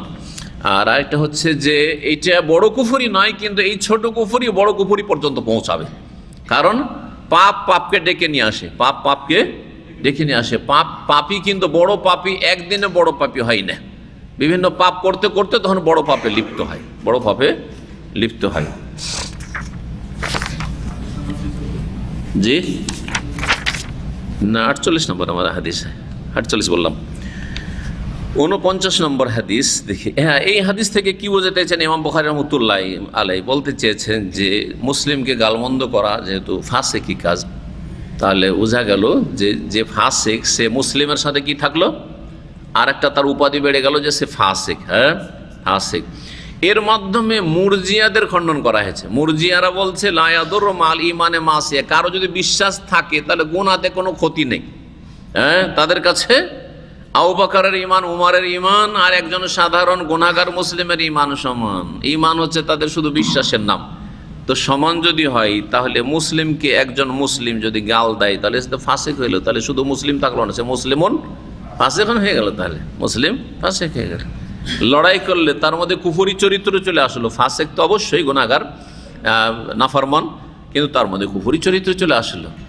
হ্যাঁ, এই ধরনের এই হাদিসগুলো আবার খারেজিরা দলিলে পেশ করেছে যে দেখো কাবিরা গুনাহ, মুসলিমকে খুন করলে বা মুসলিমের সাথে মারামারি করলে কুফরি, তার মানে কাফের হয়ে যায়। তাহলে হ্যাঁ কি হয়, কাবিরা গুনাহ করলে কি হয়ে যায়, কাফের হয়ে যায়। এর খণ্ডনে অনেক আয়াত হাদিস রয়েছে, এর আগে অনেকবারই এসেছে, তাই না? আল্লাহ রাব্বুল আলামিন কোরআন, বরং কোরআন এই হাদিস থেকে যদি বলেন যে কেউ যদি লড়াই করে মুসলিমের সাথে তাহলে বড় কাফের হয়ে যাবে, তাহলে কোরআন বিরোধী এটা কথা। সূরা হুজুরাতে আল্লাহ আছে ওয়াইন তায়েফাতান মিনাল মুমিনিনা ইকতাতালু, মুমিন মুসলিমদের দুটো দল যদি পরস্পর যুদ্ধে লিপ্ত হয়, মারামারিতে লিপ্ত হয়, যুদ্ধে লিপ্ত হওয়ার কথা বলা হচ্ছে দুই দলের, আবার বলা হচ্ছে মিনাল মুমিনিনা ফাসাম্মাহুমুল মুমিন। ইমাম বুখারী বলছেন, এর আগে অধ্যায়টা চলে গেছে, আলোচনা হয়েছে, এদেরকে আল্লাহ কি বলেছেন, মুমিন বলে আখ্যায়িত করেছেন। তাহলে মুমিন মুসলিম আছে, যদিও খুনি, যদিও মারামারি করছে, যদিও কাউকে আহত বা নিহত করেছে, কিন্তু সে মুমিনের সাথে ফাসিক, বড় গুনাহগার। তওবার দরজা খোলা আছে, যতক্ষণ পর্যন্ত তওবা করেনি ততক্ষণ পর্যন্ত সে গুনাহগার। আল্লাহ রাব্বুল আলামিন ইচ্ছা করলে শাস্তি দেবেন, কঠোর শাস্তি, আর আল্লাহ রাব্বুল আলামিনের রহমতের কোনো মাধ্যম যদি হয় তো আল্লাহ মাফ করবেন। জি, আনাস রাদিয়াল্লাহু তাআলা আনহু থেকে বর্ণিত হাদিস নম্বর 49 বলছেন কাল আখবারানি ওবাদা ইবনে সামিত, ওবাদা ইবনে সামিত রাদিয়াল্লাহু তাআলা আমাকে জানিয়েছেন আন্না রাসূল খারাজা ইখবিরু বিলাইলাতিল কদর, রাসূলুল্লাহ সাল্লাল্লাহু আলাইহি ওয়াসাল্লাম একবার বের হলেন বাড়ি থেকে লাইলাতুল কদর সম্পর্কে জানিয়ে দেওয়ার জন্য, যে অমুক রাতে লাইলাতুল, অমুক রাতটা হচ্ছে লাইলাতুল কদর, অমুক রাতটা হচ্ছে কদরের রাত, এটা জানিয়ে দেওয়ার জন্য। তার মানে নবী সাল্লাল্লাহু আলাইহি ওয়াসাল্লাম ওহী করে জানিয়ে দেওয়া, নির্দিষ্ট করে দেওয়া হয়েছিল যে ওই রাতেই থাকবে। ফাতালাহ রাজুলান, রাস্তায় দেখছেন যে দুইজন মুসলিম আপোষে ঝগড়া করছে। ফাতালাহ রাজুলান মিনাল মুসলিমিন, মুসলিমদের দুই ব্যক্তি পরস্পর ঝগড়ায় লিপ্ত।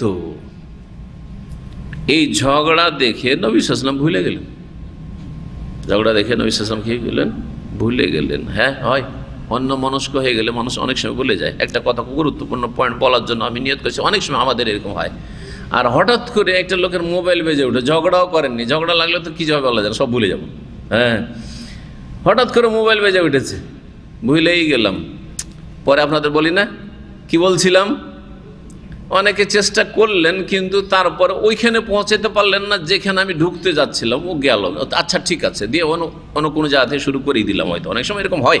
জি, বলছেন রাসূলুল্লাহ সাল্লাল্লাহু আলাইহি ওয়াসাল্লাম ইন্নী খারাজতু, আমি বেরিয়েছিলাম বাড়ি থেকে, লিউখবিরাকুম বিলাইলাতিল কদর, লাইলাতুল কদর সম্পর্কে তোমাদেরকে খবর দেওয়ার জন্য, যে অমুক দিনে অমুক রাতে লাইলাতুল কদর।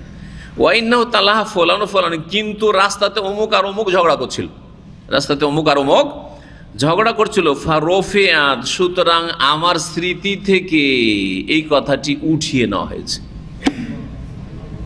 স্মৃতি থেকে। জি, অনেক কথাই যে আমাদের সরে যায়, অপসৃত হয়, এটা উঠিয়ে নেওয়া হয়, হাদিস উঠিয়ে নেওয়া হয়। আল্লাহ উঠিয়েছেন, কে উঠিয়েছেন?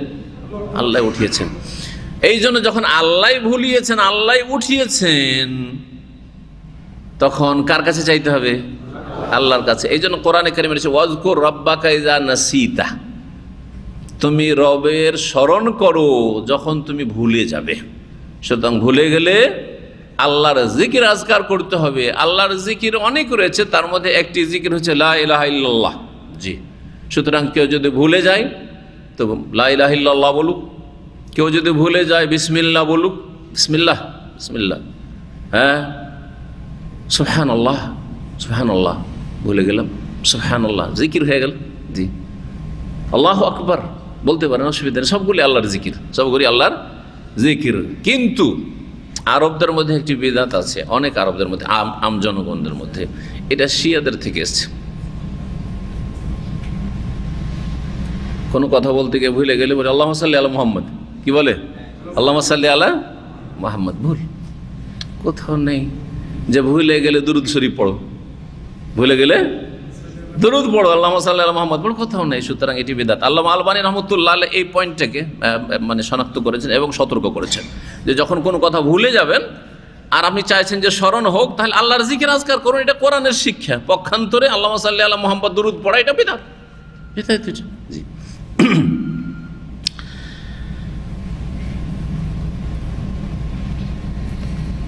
তারপর আল্লাহর জিকির আজকার করলে শয়তান পালিয়ে যায়। আল্লাহর জিকির আজকার হলে কি হয়? শয়তান পলায়ন করে। আর শয়তানে ভোলা, ওমা আনসানি ইল্লা শাইতানু আন আযকুরা। মূসা আলাইহিস সালামের সাথে যে তার ছাত্র ছিলেন ইউশা, তার কাছে কি ছিল? ওই ভাজা মাছটা ছিল। ভাজা মাছটা যে লাফ দিয়ে পানিতে পালিয়ে চলে গেছে, ওই সময় বলবেন আচ্ছা বলছি বলে ভুলেই গেছে। আর তারপরে যে হাঁটতে লেগেছেন দুইজনে, যখন থেকে ওই যে হাঁটতে লেগেছেন মাছ হারিয়ে যাওয়ার পরে, মাছ পালিয়ে যাওয়ার পরে, তখন থেকে ক্লান্তি শুরু হয়েছে। তার আগে ক্লান্ত হননি, সারাদিন হেঁটেছেন, আল্লাহ যেতে বলেছেন যাও যাও যাও, ক্লান্ত হননি। কিন্তু যখন নিজ টার্গেট যেখানে আল্লাহ পৌঁছাতে চেয়েছেন ওইটাকে অতিক্রম করে একটু এগিয়ে যেতে লেগেছেন, তখন চরম ক্লান্ত হয়ে গেছে।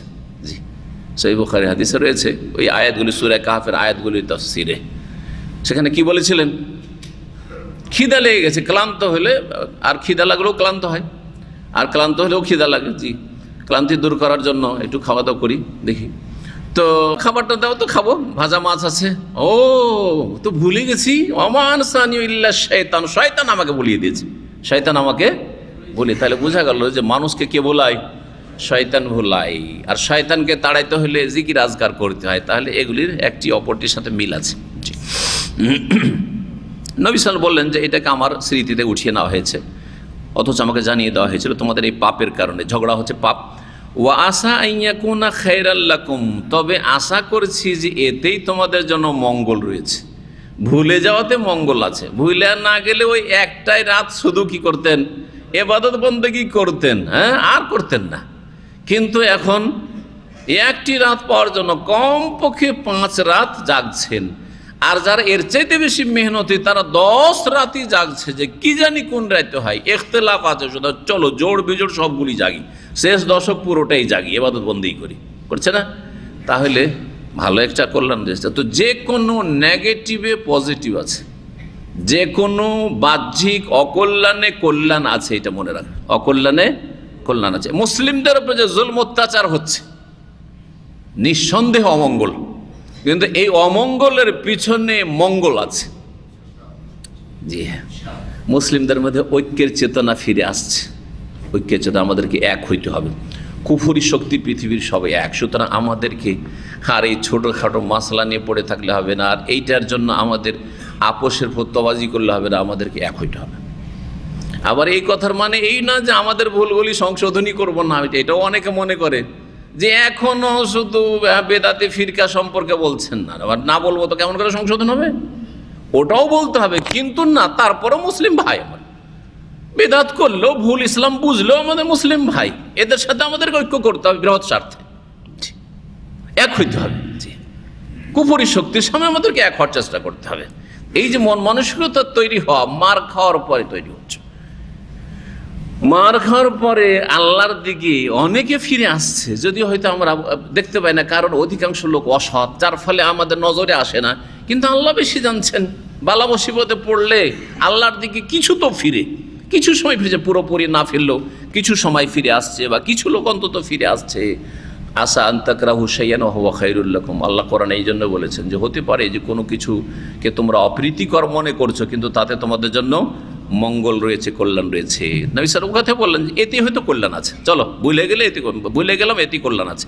ইলতামিসু ফিস সাবঈ ওয়াত তিসঈ ওয়াল খামসা, সুতরাং তোমরা 27 তারিখে, সাবে মানে 27 তারিখে তোমরা খোঁজ করো, 27 তারিখে রাতে, 29 তারিখে খোঁজ করো, ওয়াল খামসার 25 তারিখে, 25 রমজানের বেজোড় রাতে খোঁজ করো, এগুলোতে খোঁজ করো।